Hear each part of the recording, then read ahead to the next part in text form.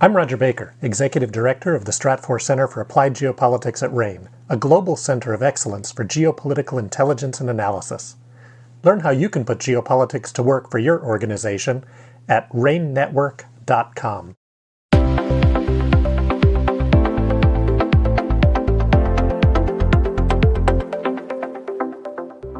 Welcome to the RANE Insights podcast from RANE Network.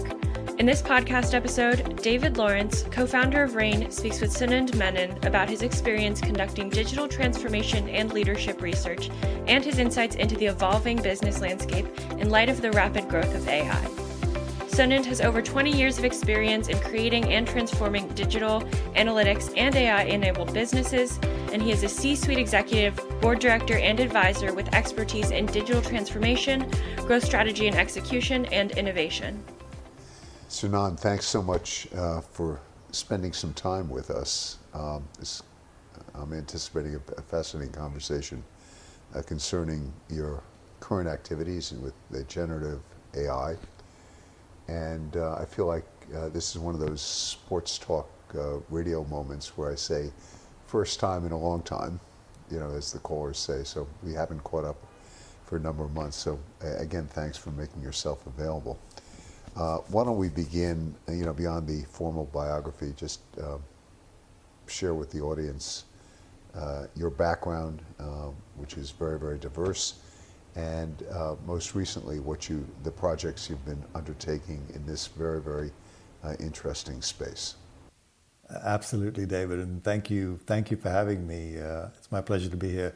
So my name is Sunand Menon, and I'm an executive fellow at the Harvard Business School, where together with Professor Linda Hill and another executive fellow called Anne LeCam, we teach a course called Leading in the Digital Era, which is now in its third year. And when we're not teaching, we're doing research on what it means to lead in a tech-enabled, AI-enabled world.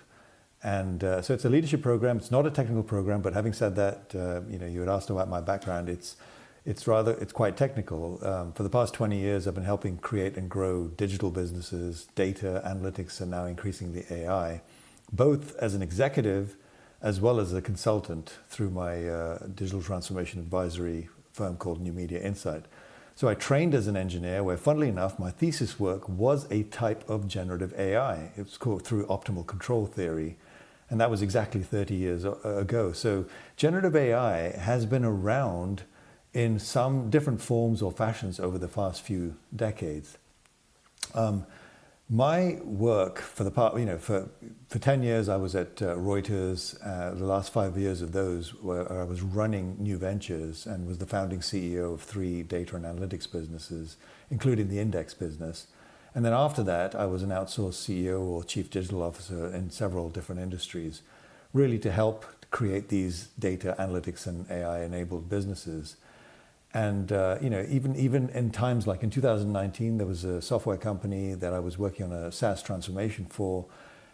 We had worked on a type of generative AI called generative product design, and that's where you would give prompts based on things like ideal weight or type of material, and it would generate a design for an industrial product that looked like something out of science fiction, but it did the job. So again, to really raise the idea that this new concept and the new iteration of generative AI, which has taken root since November 22, when OpenAI came out with ChatGPT, there have been different forms of this over periods of time. And in sort of my work with looking at all of these technologies, I'd find that you build a digital strategy, you do an implementation with the right infrastructure and the platforms, and then you'd come back and there's often a gap between the aspirations that we wanted to have from a digital transformation standpoint and from where we were, and that gap was digital leadership. So when Professor Linda Hill asked me and Anne to put together a program on what it means to lead in a digital and in an AI-enabled world,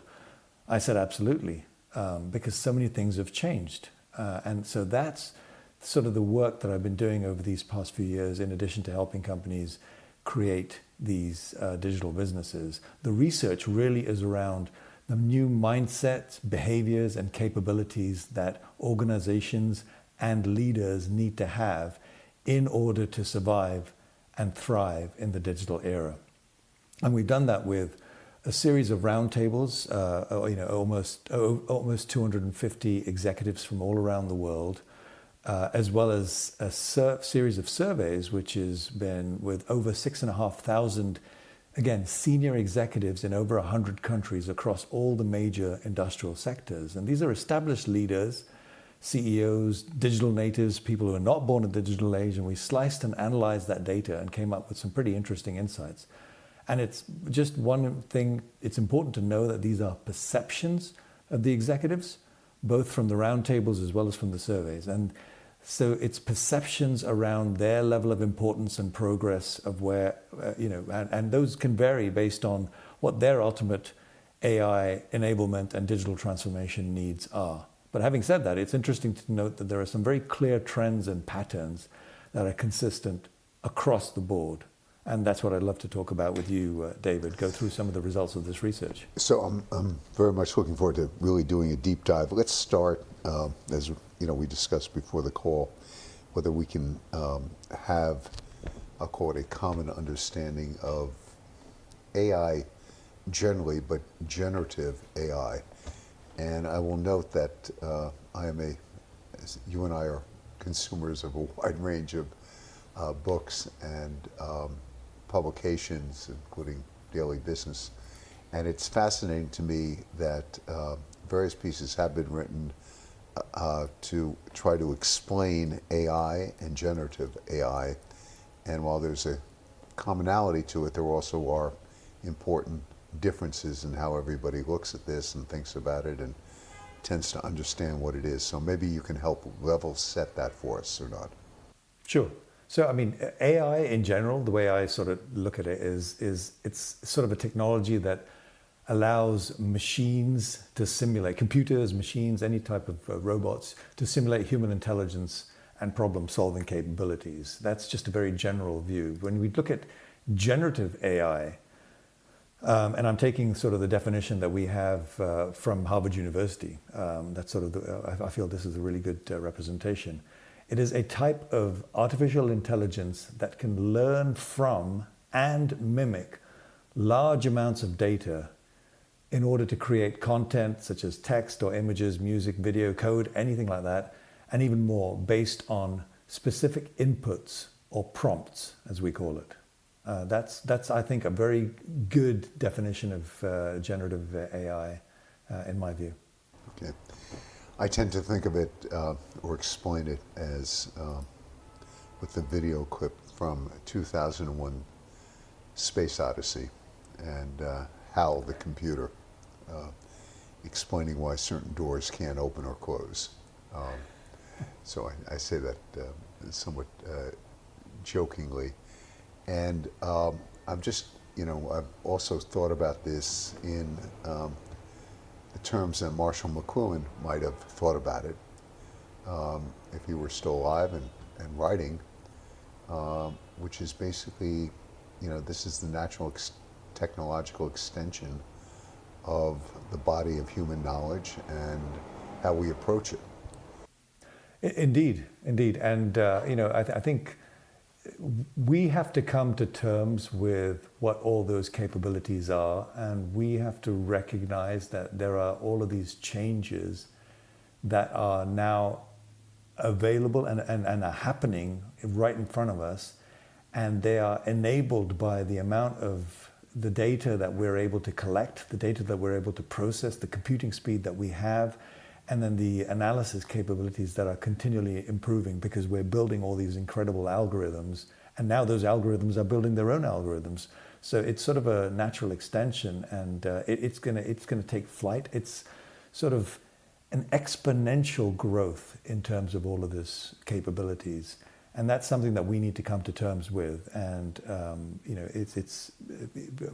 it can be done by embracing it, which is what a lot of organizations are doing it. And in some cases, the people are also being very careful about how it and when it can be used, because there's always that old adage of just because something can be done doesn't mean it should be done.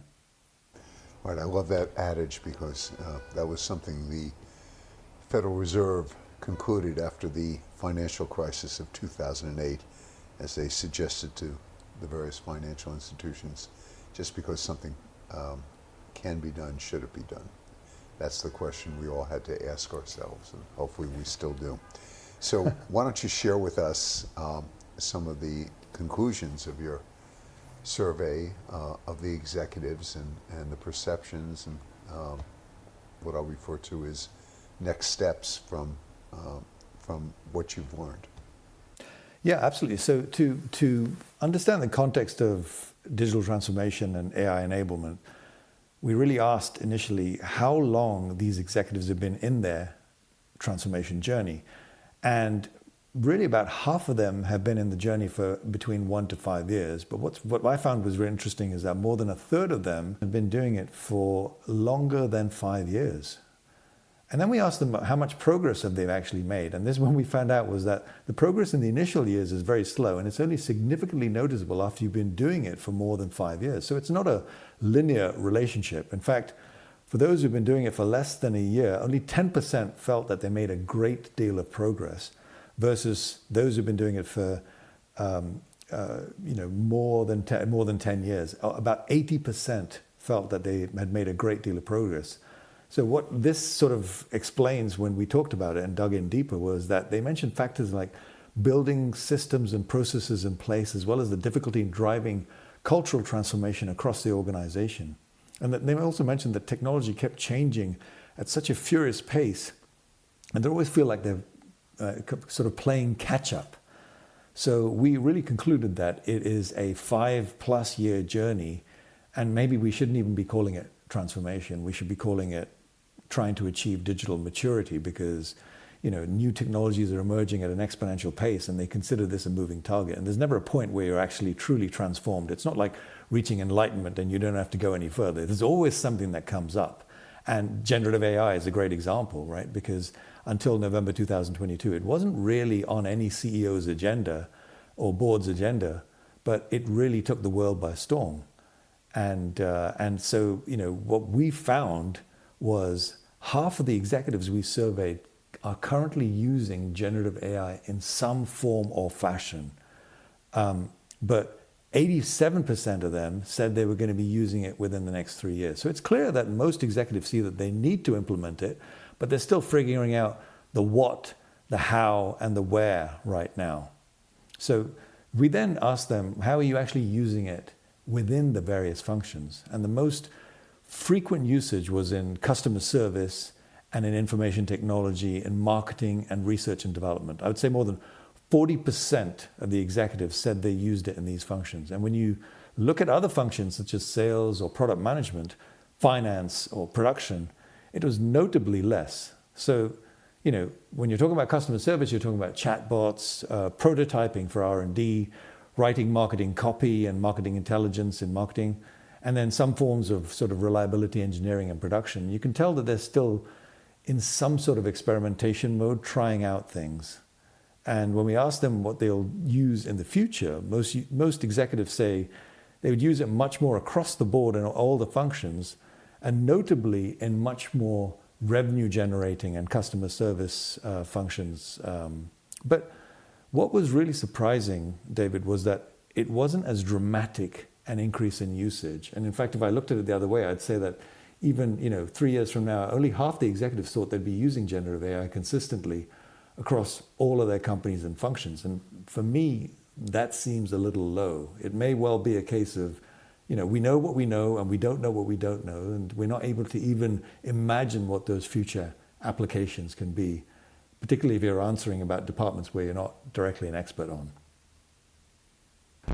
And one thing that I don't want to miss something that has not been established, but did you come up with a unified definition amongst the executives of what it means to make progress?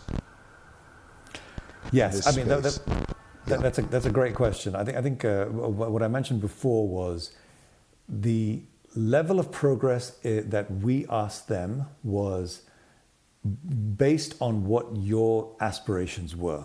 And so one company's level of progress for their digital transformation and AI enablement might be significantly different to another's. But despite all of that, we're still able to come to an understanding of, some of them, how far are they versus their goals, and that's really what we we're able to generalize. I think one of the things that it would be, one of the things that we realized also is that executives are grappling with the speed of change. It's back to that, we don't know what we don't know. We, as human beings, are naturally linear thinkers, not exponential thinkers. And these types of technologies are exponential technologies. So there's a colleague of mine, a professor called Shikhar Ghosh, who teaches a program called 3 Technologies That Will Change the World in the Next Decade. And one of them is generative AI. And he gives several examples of how to think about exponential growth, just so we can understand and are able to plan for it. And one example I like to use is the game Go. It's a strategy game. It's much like chess, but much more complex. And it was invented over 2,500 years ago in China, in Asia. What's interesting about it is that there are more possibilities in the game than there are atoms in the universe. I mean, just think about that. That's how complex it can be. So over the years, it's been sort of a challenge for machine intelligence to try and be able to conquer it, just like chess was able to be conquered, and beating Kasparov. And so in 2014, so think about it, all this information and all this knowledge has been passed down over 2,500 years from person to person, and they've steadily been improving and getting better at this. But in 2014, a company called DeepMind, which is now part of Google, decided they wanted to take over the challenge and create a computer program with a sophisticated AI algorithm that would be able to play and win against humans. And it took 2 years to build a program called AlphaGo, and that was so sophisticated that it was able to beat the world's #1 player, a guy called Lee Sedol. So in 2 years' time. Now, what do you do when you've beaten the world's best player and trained on all of the recorded games played by humans? Well, the answer is to play against yourself without using any human training data anymore. And how long did it take before it could beat that version that beat Lee Sedol? It took 3 weeks. And the next version of Go, called AlphaZero, needed only 8 hours of training data before it beat the AlphaGo version that beat Lee Sedol. So that's exponential speed. 2,500 years to 2 years to 3 weeks to 8 hours. That's what we're potentially dealing with all these new technologies. And it's not like the advance of electricity or even the advance of the internet. Anyone looking back in the rearview mirror and using them as comparables might be caught flat-footed, and that's a risk. We haven't even thought of the potential uses. And certainly some areas will be more affected than others. So for example, manufacturing, even though people that we've spoken to think that it won't be a big game changer in many cases, I think the combination of generative AI together with robotics might be more substitutive than we imagine. So that's a great sort of overview. Both you said the uses, and immediately some people will, I think appropriately, worry about the abuses of generative AI. Sunand, I just want to drill down a little bit on your point about progress and what that actually means. And obviously you teach at the Harvard Business School, and I had the benefit of a 20-year plus postdoctoral program at Goldman. When I think about the implementation of new technologies, the implementation of what I'll refer to as new techniques, new ways of managing the business and products, and et cetera. When McKinsey comes in, I use that term generically, and advises a business about how they have to re-engineer. Businesses tend to think about progress and successful implementation as in sort of a, generally speaking, a revenue-related way. That they've increased their market share, that increased revenues, cost savings, the restructuring of their workforce, and what I'll refer to as the future ability to achieve economies, increase productivity amongst their labor force, and then of course, more intangible type things such as, R&D and products that have yet to be offered but that are very promising, the value that people are putting on IP portfolios, etc. It can even be quantified in terms of the implementation of generative AI in the protection of the enterprise, whether it's in a cybersecurity context or physical security, etc. Tell me how your executives were defining or were thinking about progress and successful implementation or the digital maturity of their organizations. That's a great question, David. So in broad buckets, there's three areas that they seem to be really focused on. One is tangible cost optimization. And the second one is new customer revenue opportunities. And the third one is tangible talent acquisition as well. And kind of reskilling efforts. So, typically what we've seen is all of their work on any type of digital transformation work, and AI is a subset of that, in the initial years has been because there's been a goal of process efficiency or technology infrastructure improvement together with better data management practices. And so those have been the key focus areas. And really, when we sort of drill down through the data, for the first 5 years or so, that has been very much the priority. And the reason for that is very simple. You can actually quantify cost reduction efforts, and you can actually be able to show that you made some great efficiencies as well.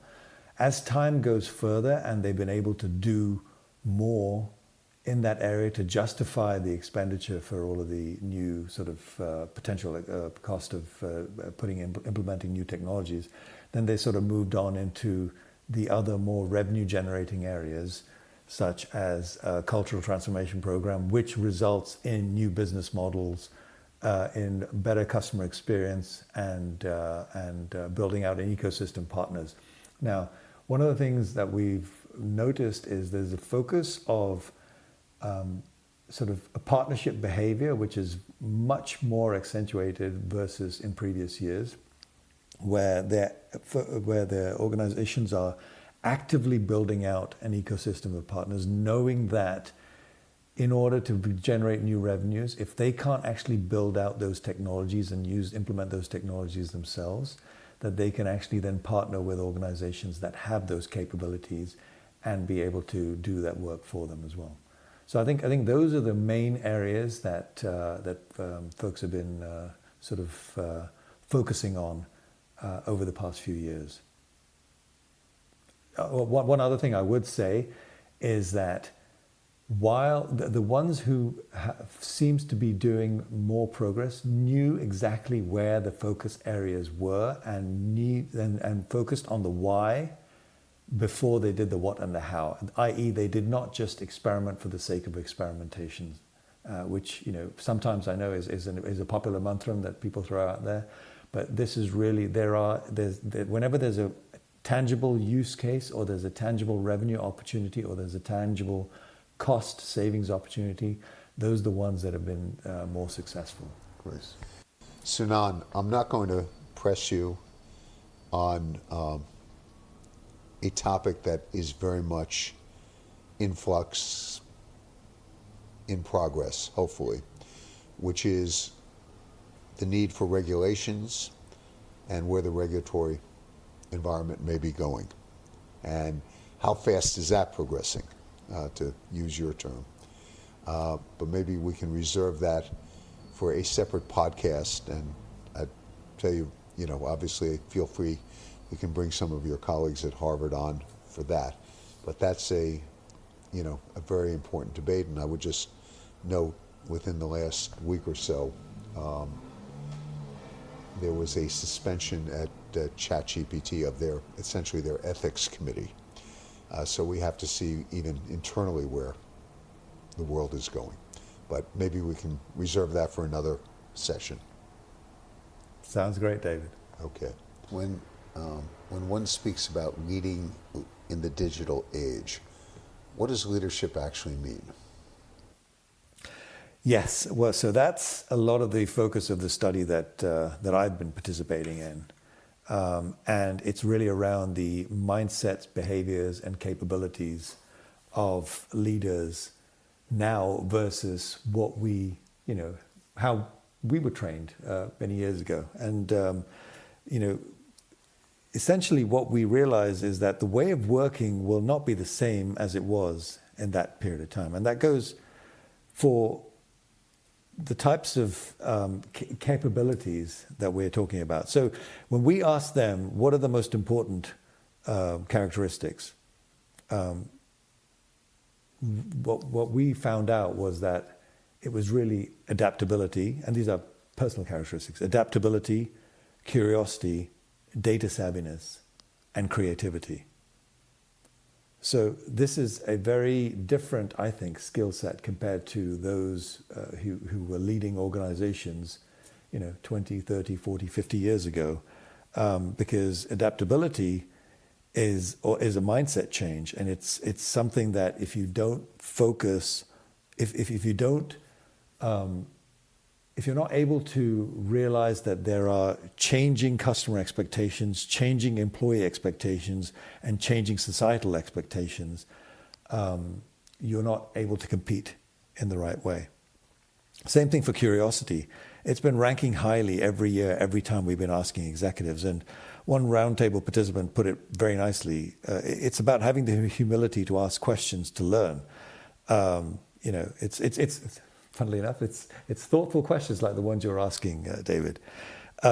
It's becoming an art how to ask the right questions, and that requires a higher level of data savviness. And the bigger picture is that the old world of command and control doesn't resonate with this generation of workers. And frankly, it's tough to do that because CEOs and leaders no longer have all the information at their fingertips. And that was considered a competitive advantage. And that data is accessible to a wider group of employees, and some are actually more qualified to make use of it and make the right decisions. So there's actually a need to trust and let go.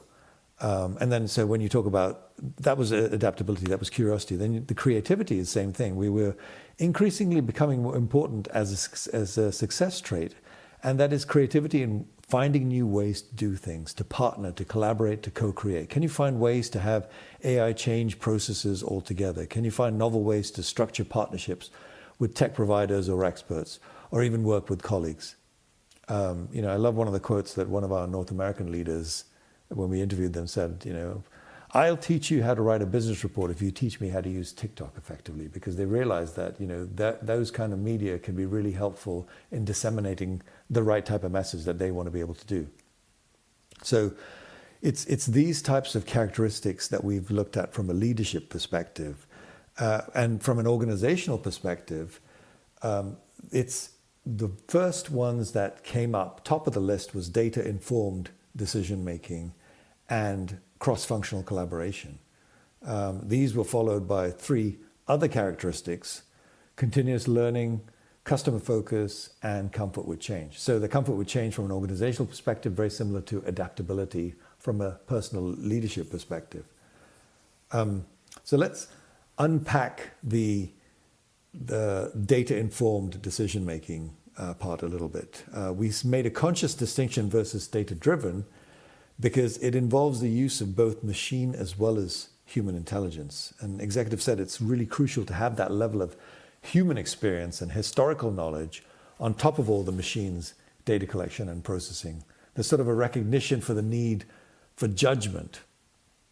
And there's a few examples. I mean, I'll give you a great example, which combines actually cross-functional collaboration. I was speaking with the head of digital and engineering convergence at a major Asian oil and gas company, and he was telling me about how he was trying to get a new revenues from his refinery. And the unit in question was a distillation column, which is one of the most critical parts of an oil refinery. And he had a team of operations experts who knew the processes and equipment inside out. And he also had a team of data scientists who would create all the models and work with AI. Now, the data scientists went off and collected lots of data and created these algorithms and charts and came back with a very with a chart that had a very tight correlation, which is always a bit of a worry, actually. And what they produced was that they said that if you increase the temperature of the distillation column, you'd get more bottom product. Now, if you're a chemical engineer or you're a process engineer, you know that that's physically not possible. It's against physics, it's against chemistry. He basically told them you'd have to be God to achieve this. So clearly they hadn't consulted in an iterative and collaborative fashion with the experts on the process who had all of that institutional knowledge. So that's the power of data-informed versus data-driven. And the same thing with continuous learning. I mean, that ranks very highly. I spoke with the head of digital at a traditional bank that was aggressively becoming much more digital oriented. And she's working right now on training her whole executive team and board on how to use generative AI prompts. And a few years ago, she was training them on how to use digital visualization and charting techniques and even a bit of Python programming. So that's a good example of having continuous learning at that executive team and board level, because that's how you institute cultural change across the organization.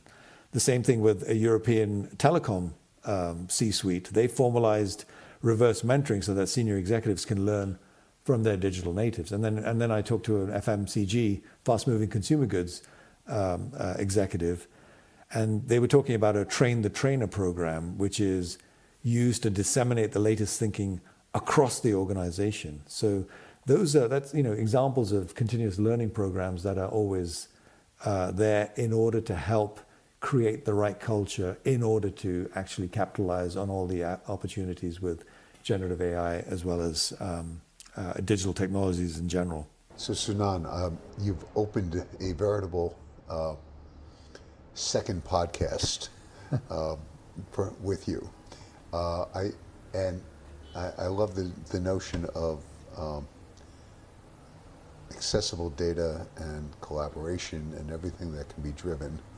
Maybe as a teaser for our next podcast, I'd actually like to discuss with you something that clearly is in the offing. Let's call it. You talked about digital leadership. I'll talk about digital anxiety.